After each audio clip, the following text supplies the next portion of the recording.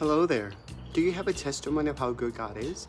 My devotion for today will be from the book of Mark chapter 5 verses 19 to 20, and it says, "But Jesus said, 'No, go home to your family and tell them everything the Lord has done for you and how merciful he has been.' So the man started off to visit the 10 towns of that region and began to proclaim the great things Jesus had done for him.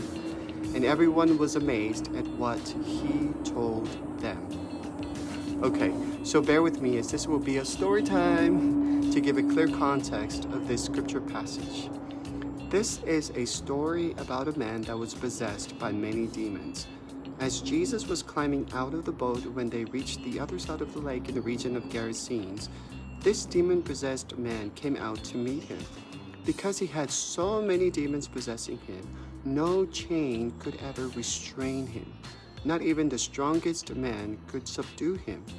The people of that town left him alone to be tortured by those demons because they could not help him. Doesn't that sound familiar to us?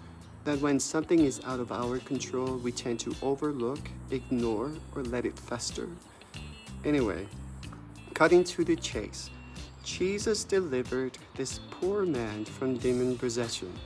When the people of that town saw Jesus with that man fully clothed and perfectly sane, they were scared, so much so that they asked Jesus to leave them alone.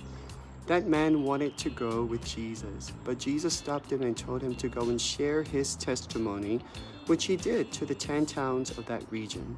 You see, even though that town rejected Jesus, there will always be a way the gospel will be shared.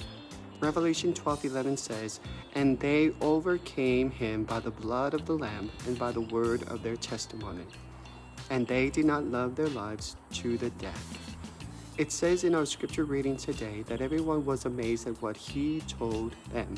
You can imagine how that looked like. The amazement on those people's faces when that man testified about what Jesus did to him. His testimony carried more weight to impact them in a deeper way because they knew him as someone that was a hopeless case, waiting for his time on earth to end. You and I have a testimony that God is nudging us to share. We overcome the evil one by the blood of the Lamb and the word of our testimony. You don't have to be demon-possessed to have a testimony. Testify of how good God is in your life. He has done great things every day, whether big or small. Share it with others. You'll find out that it not only encourages them, but also gives God the glory that He alone deserves.